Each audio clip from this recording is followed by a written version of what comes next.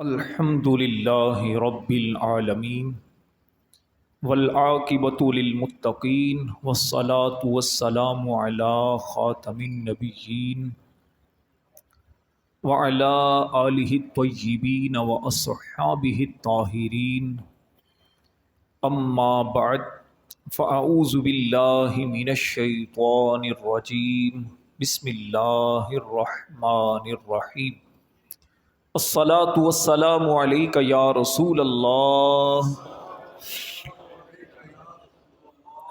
وعلی آلک واصحابک یا حبیب اللہ الصلاة والسلام علیک یا نبی اللہ وعلی آلک واصحابک یا نور اللہ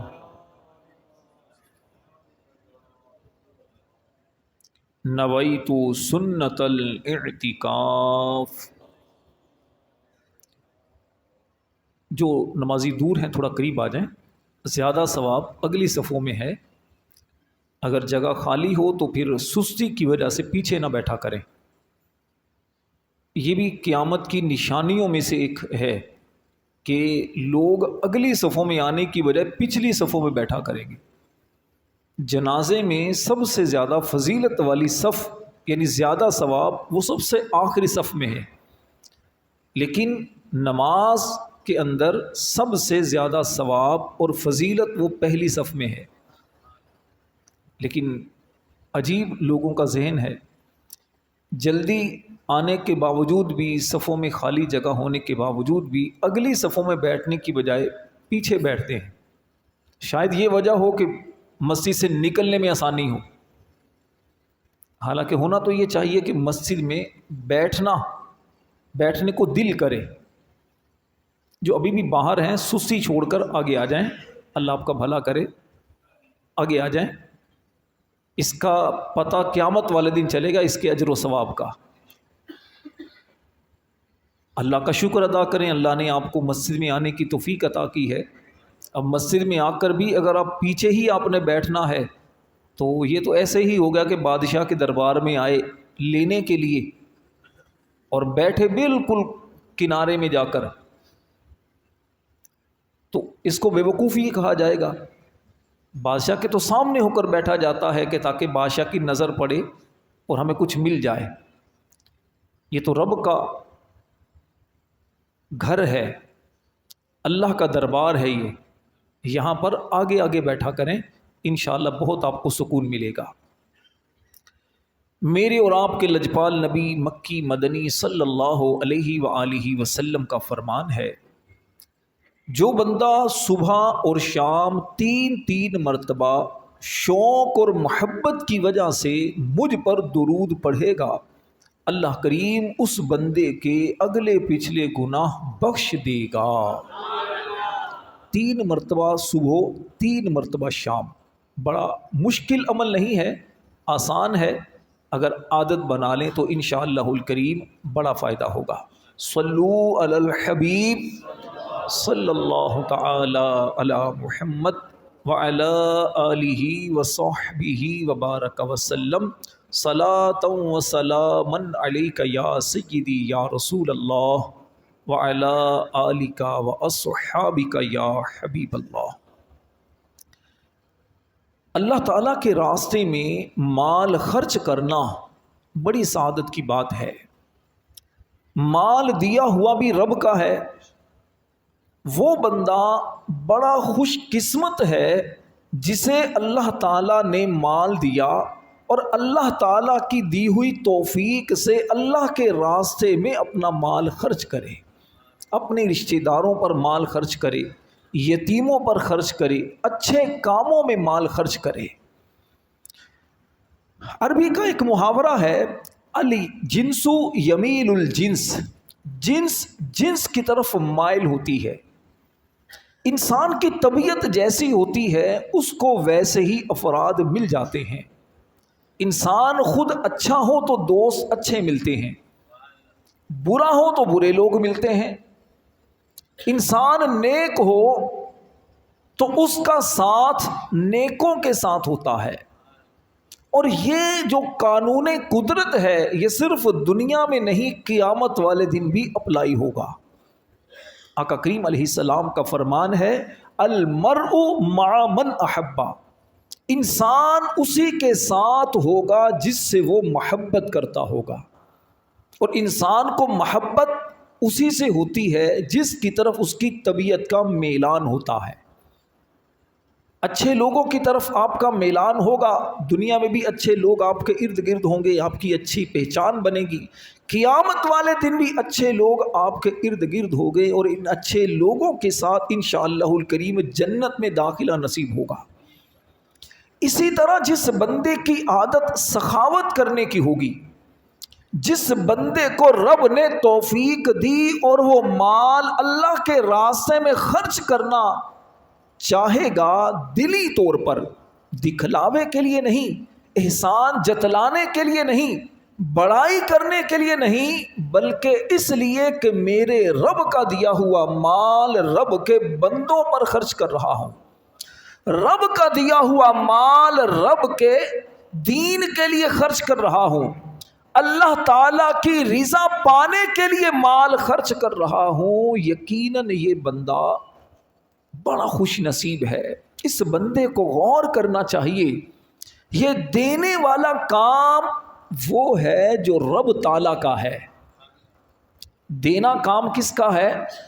رب تعالیٰ کا ہے۔ اللہ ایمان والوں کو بھی دیتا ہے، کافروں کو بھی دیتا ہے، اللہ فرما بردار نیک بندوں کو بھی دیتا ہے، نافرمانوں کو بھی دیتا ہے، اللہ گناہ گاروں کو بھی دیتا ہے، نیکوں کو بھی دیتا ہے، اللہ تعالیٰ سب کو دیتا ہے، کیونکہ وہ مالک سب کا ہے، وہ رازق سب کا ہے، وہ خالق سب کا ہے، وہ داتا سب کا ہے، وہ سب کو دیتا ہے، کسی کو کم دیتا ہے، کسی کو زیادہ دیتا ہے۔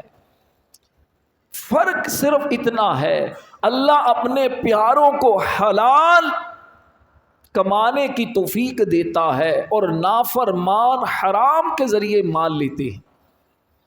اللہ کے پیارے حلال مال حاصل کرتے ہیں محنت سے، اور پھر روک کر نہیں رکھتے، وہ آگے بھی دیتے ہیں، کیونکہ یہ دینا رب کی صفت ہے، جو دیتا ہے اللہ اسے اور عطا کرتا ہے، اور اگر دینا اللہ کے راستے میں ہو پھر تو بہت ہی زیادہ ملتا ہے۔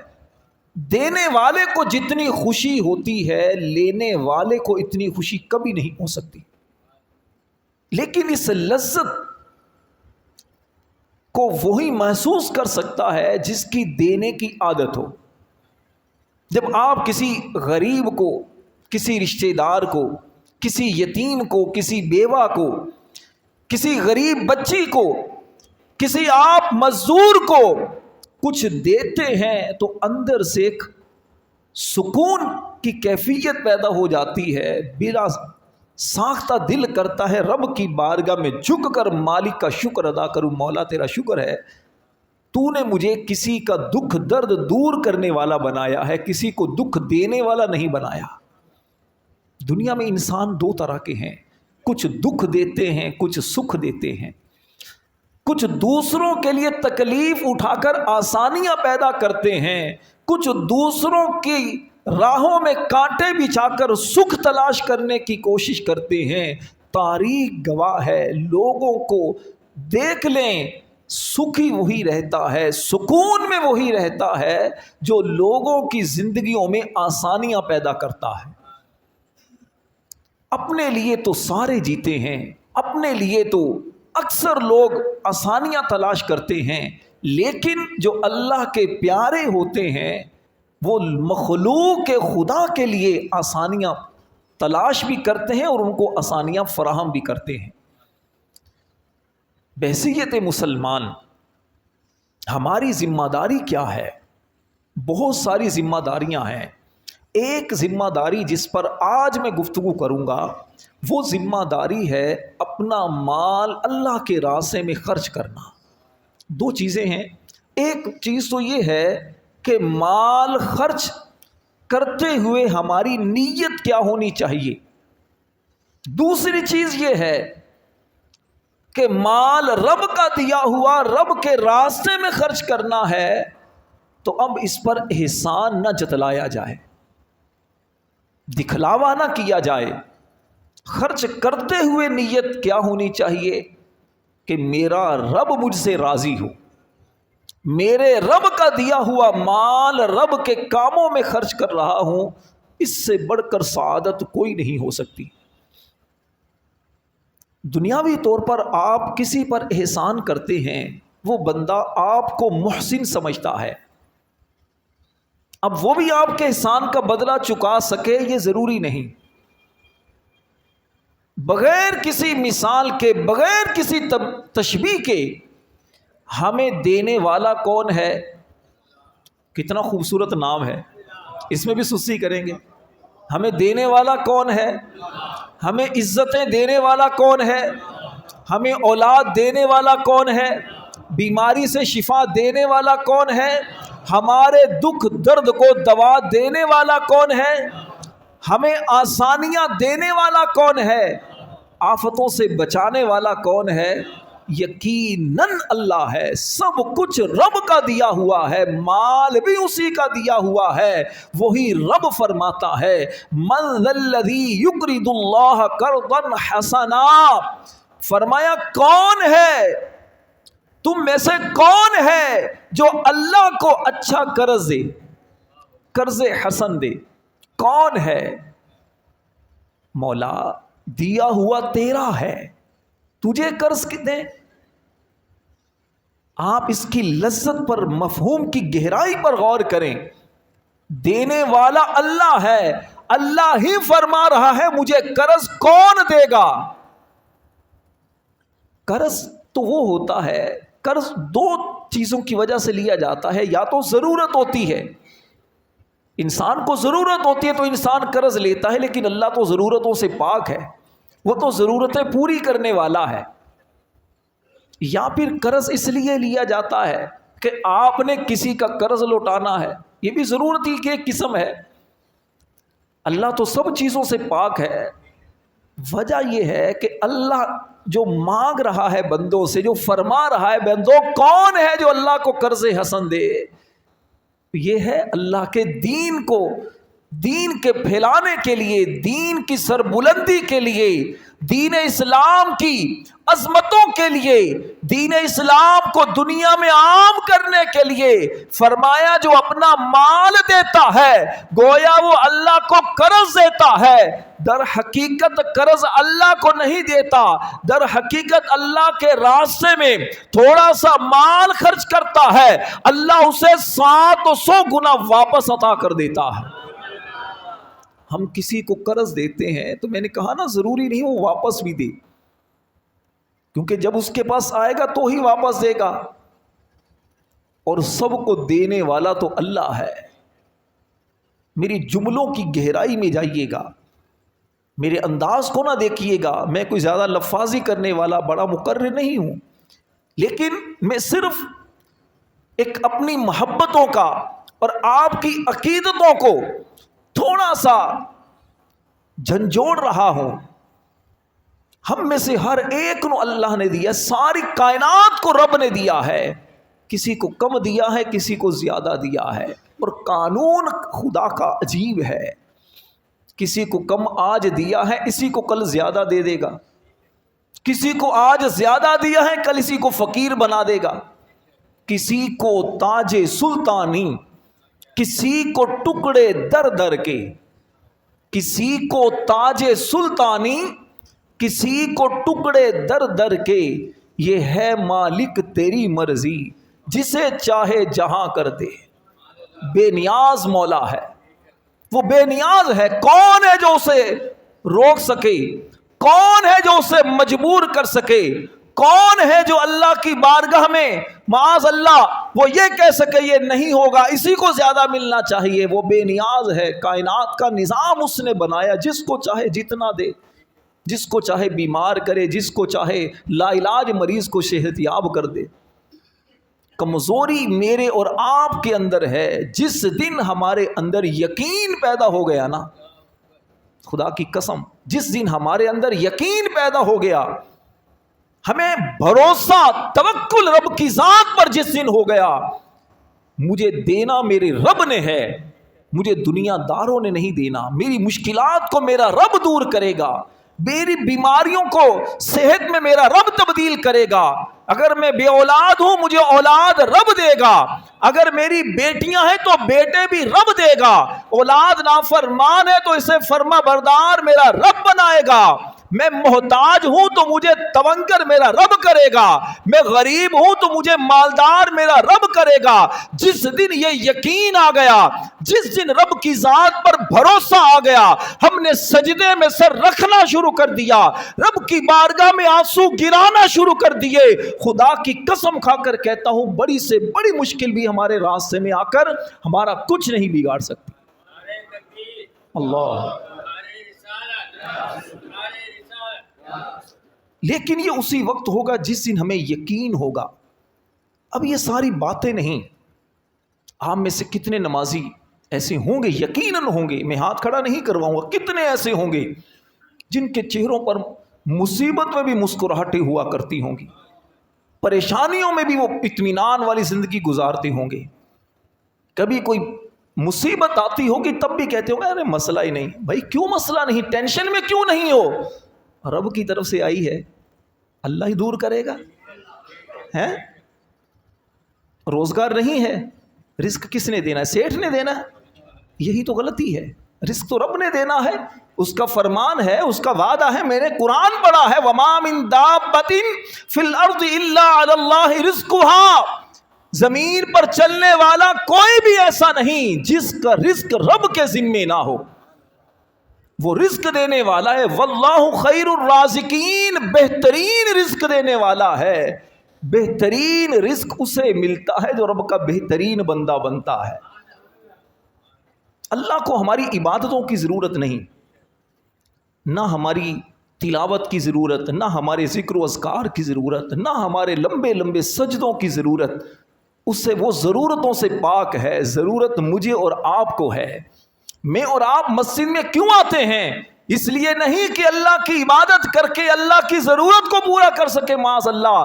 میں اور آپ مسجد میں اس لیے آتے ہیں، رب کی بارگاہ میں سجدے کریں گے، اللہ کی عبادت کریں گے. میرا گندا من اجلا ہوگا، میرے دل کو قرار ملے گا، میری بیماری دور ہوگی، میری ضرورت پوری ہوگی. میں اپنی ضرورتوں کے لیے آتا ہوں. یہ تو ہم دنیا داروں کا ہے، ہم ضرورتوں کے لیے آتے ہیں. لیکن اللہ والوں سے پوچھا جائے جناب آپ کیوں عبادت کرتے ہیں؟ وہ کہتے ہیں ہم اس لیے نہیں عبادت کرتے کہ ہماری ضرورتیں پوری ہوں، ہم تو اس لیے عبادت کرتے ہیں وہ خدا عبادت کے لائق ہے.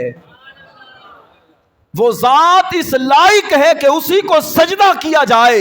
وہ ذات اس لائق ہے کہ اسی کی بارگاہ میں سر جھکایا جائے، پیشانی کو زمین پر رکھا جائے. وہ مولا ہے، وہ اسی لائق ہے. آقا کریم علیہ السلام میرے اور آپ کے سچے نبی، آپ ساری رات عبادت کرتے، حتیٰ تورمت قدماہ، یہاں تک کہ قدموں پر سوجن آ جاتی، قدم سوج جاتے. آپ سے پوچھا گیا حضور، بی بی عائشہ پوچھتی ہیں یا رسول اللہ اتنی عبادت کیوں کرتے ہیں؟ اللہ نے آپ کے صدقے آپ کے اگلوں کو بھی گناہ بخش دیے، پچھلوں کے بھی گناہ بخش دیے. آپ کو عبادت کی ضرورت ہی نہیں، کیوں عبادت کرتے ہیں؟ میرے اور آپ کے سچے نبی فرماتے ہیں افلا اکون عبدا شکورا. اے عائشہ کیا میں اپنے رب کا شکر گزار بندہ نہ بنوں؟ میں تو اس لیے عبادت کرتا ہوں، وہ میرا مالک ہے، وہ میرا خالق ہے. اس نے نعمتیں اتنی کی ہیں، ان نعمتوں کے شکرانے میں تو عبادت کرتا ہوں. غور کیجئے میرے پیارے نمازی بھائیوں، خدا کی قسم اگر ہمارے دلوں کے اندر یقین پیدا ہو جائے کہ میں اگر اللہ کے راستے میں دوں گا تو مال کم نہیں ہوگا، یقین ہو جائے. یقین اس لیے ہونا چاہیے کہ دینا رب نے ہے اور اسی نے قرآن میں کہا ہے اللہ کے راستے میں دو گے اللہ تمہیں 700 گنا دے گا. یہ رب کا فرمان ہے، پڑھ کے دیکھیں قرآن. مثال سے اللہ نے اس بات کو بیان کیا ہے. وَأَنفِقُوا مِمَّا رَزَقْنَاكُمْ، رب نے فرمایا اور جو ہم نے تمہیں دیا وہ خرچ کرو. جب خرچ کرتے رہیں گے رب اور دیتا رہے گا. خرچ کرنا روکیں گے، رب کے حکم کی خلاف ورزی کریں گے، پیچھے سے آنا بھی بند ہو جائے گا. ارے اللہ نے تمہارے سامنے کائنات کی وسعتوں میں بے شمار اس کی مثالیں رکھی ہیں. تم زمین سے پانی نکالتے رہتے ہو، اللہ اور پیدا کرتا رہتا ہے پانی، اور پانی اللہ دیتا رہتا ہے. جس گلے سے بکس سے پیسہ نکلتا رہتا ہے اللہ اور بھرتا رہتا ہے اس کو. تم دینا تو شروع کرو، سچی نیت سے دینا شروع کرو، احسان جتلا کر نہیں، دکھلاوے کے ساتھ نہیں، شکرانے کے ساتھ. میرے مولا تیرا شکر ہے تو نے دینے کے قابل بنایا ہے، ورنہ قانون قدرت میرے نمازی بھائیوں یاد کر لیں، زندگی بھر کے لیے میری بات یاد کر لیں. اگر آپ دینا چھوڑیں گے آپ کو ملنا رک جائے گا. میں کئی مرتبہ یہ بات آپ لوگوں کو کہا کرتا ہوں، اللہ نے دنیا کا جو نظام بنایا ہے، ایک کا رزق دوسرے کے ذریعے سے ملتا ہے. اللہ ڈائریکٹ کسی کو رزق نہیں دیتا. اللہ نے نظام یہ بنایا ہے، یعنی آپ کسی اور کے رزق کا وسیلہ ہیں. سیٹھ ملازم کے رزق کا وسیلہ ہے، ٹھیک ہے. ڈاکٹروں کو رزق مریضوں کے ذریعے ملتا ہے، دکاندار کو کسٹمر کے ذریعے رزق ملتا ہے. مختلف لوگوں کو مختلف لوگوں کے ذریعے رزق ملتا ہے، اور انہیں جاننا چاہیے، سمجھنا چاہیے کہ اللہ نے یہ جو وسائل بنائے ہیں، جو ذریعے بنائے ہیں رزق کے، یہ کائنات کا نظام ہے اور رب کا بنایا ہوا نظام ہے یہ. اب جس کے ذریعے سے رزق مل رہا ہے وہ اگر اکڑ شروع کر دے میں نہیں دوں گا، نہ دو، اللہ تمہاری ڈیوٹی ختم کر کے کسی اور کی لگا دے گا. تمہیں فقیر بنا کر، محتاج بنا کر اللہ کسی اور کو دینے والا بنائے گا. تمہیں یوں اللہ کر دے گا، تم مانگتے رہو، بھکاری بن جاؤ. یہ کائنات کا نظام ہے. اب میں آپ کو اصل جو آخری گفتگو اس کی طرف آؤں گا.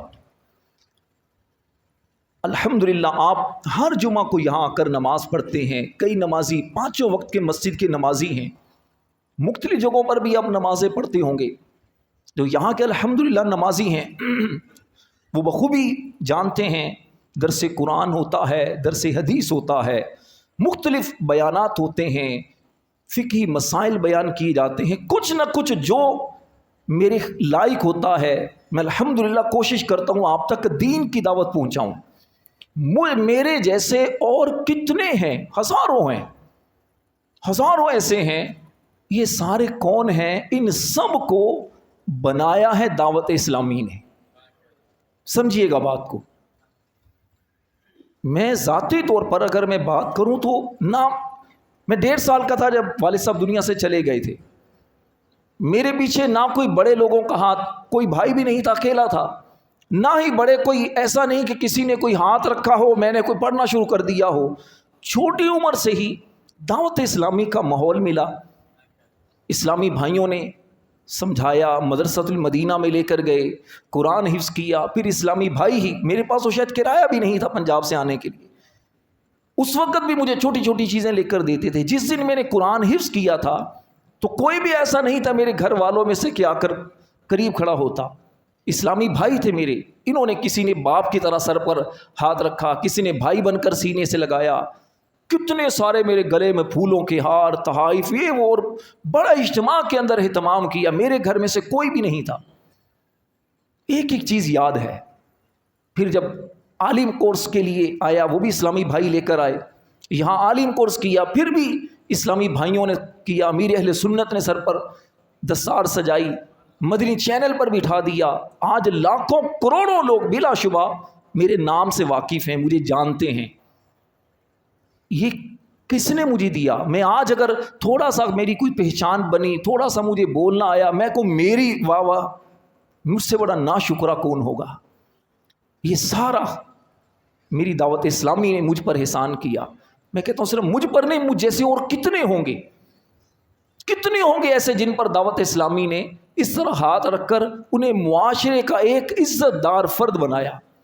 آج اللہ کا شکر ہے، میرے بہنیں ہیں، بھائی ہیں، رشتہ دار ہیں، اللہ کا لاکھ لاکھ شکر ہے، ایک بڑا خاندان ہے جس کو میں خود الحمدللہ دیتا ہوں، لیتا نہیں کسی سے۔